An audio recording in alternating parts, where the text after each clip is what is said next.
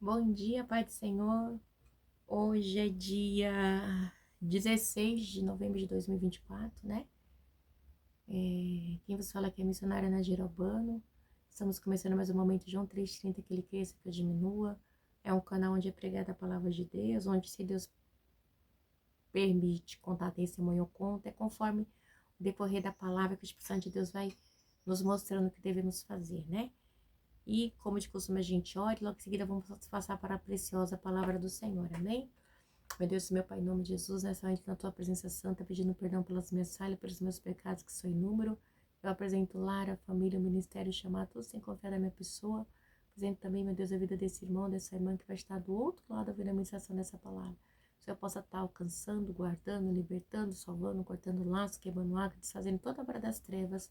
Em nome do Pai, do Filho e do Espírito Santo de Deus. Amém? Nós estamos também numa maratona, né? Onde a gente está no livro de Atos e já estamos quase acabando, né? É maravilhoso o livro de Atos da igreja primitiva. E logo após aqui, Deus já deu já indicou, já que a gente vai estar indo para o livro de Apocalipse, tá? Que Deus tem grandes coisas para falar conosco lá, através das revelações da tua palavra. E diz assim, vamos estar lendo. Então Agripa disse a Paulo: você tem permissão para falar em sua defesa? A seguir, Paulo fez sinal com a mão e começou a sua defesa. Rei Agripa, considero-me feliz por poder estar hoje em tua presença para fazer a minha defesa contra todas as acusações dos judeus. Meu Deus, meu Pai, em nome de Jesus, essa é a palavra que o Senhor colocou no meu coração neste dia, né? Vindo, Pai, de encontro, aleluia, com a maratona que estamos tendo, a qual o Senhor tem falado, tem feito grandes coisas, tem cortado laços, tem desfeito as obras das trevas. Deus, eu te peço nessa hora que eu diminua, que o Senhor cresça, que eu não fale aquilo que eu quero, somente aquilo sempre para falar aos nossos corações. Em nome do Pai, do Filho e do Espírito Santo de Deus. Amém? A gente vê que ali, né, Paulo, ele estava na jurisdição de Félix para ser julgado, no capítulo 24. Aí Félix ia ouvir a palavra, mas a palavra confrontava, ele mandava para Paulo falar, porque ele tinha medo. Aí depois vem para a jurisdição de Festo, né? Aí Félix é deposto, entra Félix. Festo, quer dizer, Félix é deposto e entra Festo no lugar. Aí Festo ouve Paulo e vê que Paulo não tem acusação, ele passa isso para o rei Agripa. E aí diz assim, no 26, onde a gente chegou. Então Agripa disse a Paulo: você tem permissão para falar em sua defesa. A seguir, Paulo fez sinal com a mão e começou a sua defesa. Bem, aí ele começa a falar, né? Rei Agripa, considero-me feliz por poder estar hoje em tua presença para fazer a minha defesa, especialmente porque estás bem familiarizado com todos os costumes e controvérsias deles. Portanto, peço que me ouça pacientemente. Então, Paulo peça para que ouça, né? Para que ele possa falar. Todos os judeus sabem como tenho vivido desde pequeno, tanto em minha terra natal como em Jerusalém. Eles me conhecem há muito tempo e podem testemunhar, se quiserem, que, como fariseu, vivi de acordo com a seita, mas mais severa da nossa religião. Agora estou sendo julgado por causa da minha esperança no que Deus prometeu aos nossos antepassados. Esta é a promessa que nossas 12 tribos esperaram que se cumpra, cultuando a Deus com fervor de noite, né? Então ele começa a falar, né? Bom dia, filho. Ele começa a falar que o motivo dele estar sendo perseguido é porque ele tinha que cultuar a Deus de noite, como Deus havia ensinado. Por causa dessa esperança, ó rei, que estou sendo acusado pelos judeus, né? Porque os senhores acham impossível que Deus ressuscite dos mortos, né? Então, eles achavam impossível que Jesus tivesse ressuscitado. Então, essa era o motivo da guerra, porque eles achavam que Paulo estava pregando uma outra seita, né? Que fosse uma seita e não o caminho de Jesus, né? Que chamava o caminho no começo. Eu também estava convencido de que deveria fazer todo o possível para me opor ao nome de Jesus o Nazareno, né? Aí ele começa a falar, contar sobre a sua história, né? E foi exatamente isso que fiz. No 10. E foi exatamente isso que fiz. Em Jerusalém, com autorização do chefe do sacerdote, lancei muitos santos na prisão E quando eles eram condenados à morte, eu dava o meu voto contra eles. Muitas vezes ia de uma sinagoga para outra a fim de castigá-los e tendo forçado e forçava a blasfemar. Em minha fúria contra ele, cheguei aí às cidades estrangeiras para persegui-lo. Então, Paulo contando sobre si que ele era um perseguidor do povo de Deus, né? Então, ele era um perseguidor. E aí diz assim, no 12. Numa dessas viagens, eu estava indo para Damasco, autorização, permissão do chefe de sacerdotes. Por volta do meio-dia, ó rei, estava a caminho e vi uma luz do céu mais resplandecente que o sol, brilhando ao meu redor e ao redor dos que iam comigo. Então, ele conta como foi a sua conversão, ele descreve, né, sobre a luz que viu, né, e todos caímos por terra. Então, ouvi uma voz que me dizia em aramaico, Saulo, Saulo, por que você está me perseguindo? Resistir aos aguilhões só lhe trará dor, né? Então ele começa a contar. Aí ele diz assim, então perguntei, quem és tu, Senhor, né? E respondeu o Senhor, sou Jesus a quem você está perseguindo, né? Porque ele perseguia ferremente, né? Ele não tinha dó, né? Entendeu? Ele perseguia homens, ele perseguia mulheres, ele perseguia crianças.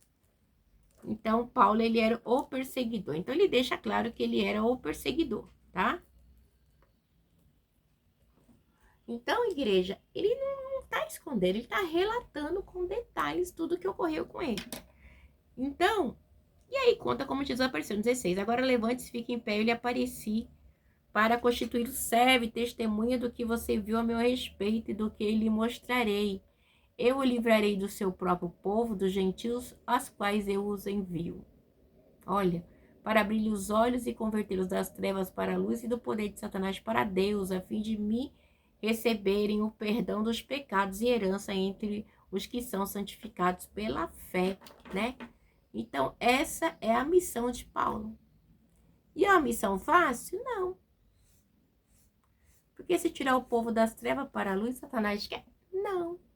Satanás vai levantar pessoas para perseguir, para calar, para parar a obra de Deus.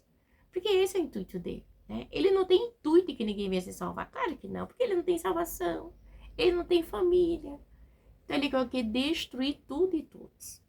Ele vem como um rolo compressor passando por cima, igreja. E não é fácil, né? Mas nós temos que nos manter firme perante a palavra do Senhor, né? E Paulo estava aqui. Assim, ó rei Agripa, não fui desobediente à visão celestial.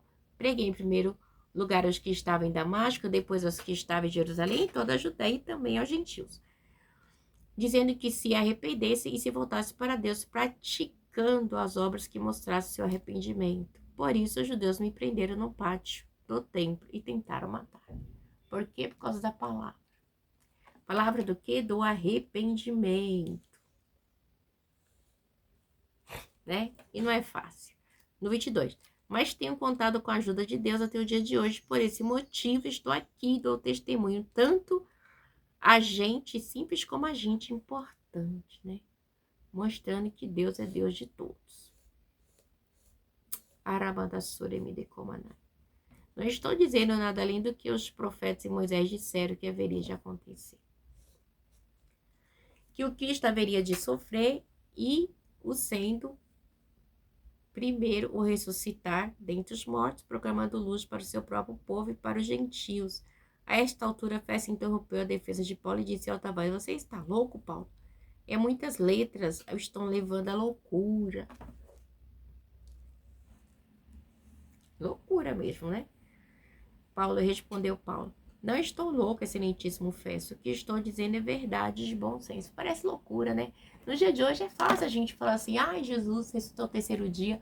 Mas ali no começo do evangelho, do começo do caminho, não era na igreja. Né? Então, apesar que tinha multidões que queriam, tinham. Mas tinha muita dificuldade, né? Havia muito empecilho, muita luta. Respondeu Paulo, não estou louco, excelentíssimo Festo. O que estou dizendo é verdadeiro de bom senso. O rei está familiarizado com essas coisas e lhe posso falar abertamente.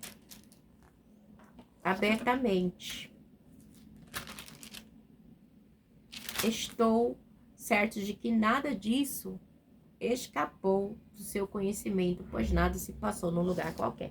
Então Paulo disse assim, você conhece Agripa, então você sabe do que eu estou falando. Eu não estou falando, olhando assim aparentemente, parece loucura, né? Mas o Senhor também conhece o que eu estou falando, e não é loucura, né? Porque acontece que o evangelho já falava dele, já tinha fatos. Então ele simplesmente se cumpriu. Mas é meio, né, estranho, mas são histórias comprovadas reais, né? E o próprio rei Agripa precisava dar testemunho das veracidades do que Paulo afirmara. Ele sabia a verdade, ele conhecia o caminho, né?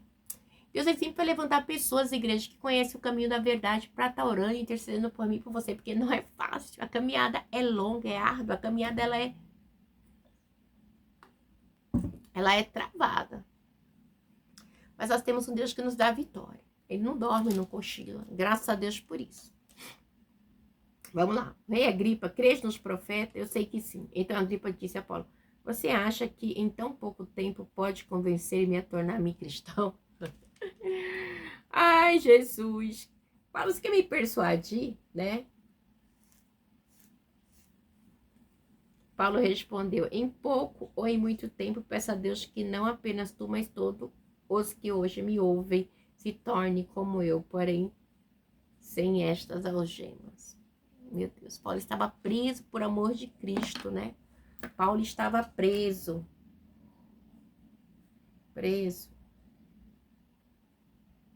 Por amor do evangelho, por amor de Cristo, por amor das almas, por amor de mim e de você. Porque se Paulo não tivesse passado todo esse processo, eu não estaria aqui com você hoje pregando o evangelho, né? Igreja, para mim estar aqui sentado, ou para outros pastores, outros missionários, sei lá, houve muita renúncia, houve muito sacrifício, houve muita morte, muita prisão, muita perseguição, muita açoite, muita morte, muito choro, muito gemer. O evangelho, ele traz vida, mas também para ele chegar até aqui, ele trouxe muita dor, muita morte. Muitos servos foram injustiçados, perseguidos, caluniados, degolados, foram fritos, cozidos. Ai, decanassuri bidecomanai. Igreja, tem coisas que a gente não vai saber nunca, mas derraçu decamanai, os céus sabem, os céus conhecem. Aquele que verdadeiramente prega o evangelho, né? E o céu está torcendo para que eu e você viva o evangelho genuíno, puro e verdadeiro. Que esse é o objetivo da palavra, é a salvação. Oh, Ramandashi decomanai. E diz assim no 30, o rei se levantou e com ele o governador e Berenice, como também os que estavam assentados com ele, saindo do salão, comentavam entre si, este homem não fez nada que merecesse a morte ou prisão. É inocente. Paulo era inocente, mas eles queriam ver Paulo o quê? Preso, morto, sabe? Sendo crucificado. Já que eles não podiam apedrejá-lo, já que ele não podia matá-lo, alguém tinha que matar, ou seja, alguém tinha que calar a boca que fala a palavra do Senhor, a boca profética, que é usada por Deus, né? Sempre vai ter aqueles que vai querer calar a minha e a sua boca, mas nós não podemos parar. Nós temos que fazer igual Neemias. Estamos numa grande obra e não podemos parar. Sambalat e Tobias diz, sem vocês falam, mas eu não vou. Eu não posso. Eu tenho um chamado, eu tenho uma caminhada. Ei, o meu chefe me deu uma ordem, marcha. E de pregar o evangelho a toda criatura. Aquele que crer e for batizado será salvo. Aleluia. Então a igreja é muito séria as coisas de Deus. E às vezes as pessoas, elas vêm, né, elas querem flertar com o evangelho. O evangelho não é para flertar, o evangelho é para pregar, é para viver, é para renunciar, né? No 32, Agripa disse a Festo, ele poderia ser posto em liberdade se não tivesse apelado para César. Então ficou assim entrelaçado, né? Então Festo queria liberar, o rei Agripa queria liberar, Félix também queria, mas os judeus não deixavam. Então agora ele vai para a jurisdição de César. E não é fácil, né? Mas o que acontece? O evangelho é pregado, a obra é feita e pessoas se convertem. Porque com certeza, igreja, eles ficaram questionando, oxe, como assim esse homem está sendo jurado de morte e não está negando? Não. O evangelho é isso, é você não negar o Senhor. Sempre confiar que Ele vai te salvar, vai libertar, vai enviar providência e socorro. Em nome do Pai, do Filho e do Espírito Santo, receba essa palavra aí. Neste dia, em nome de Jesus, com na paz. Um bom dia.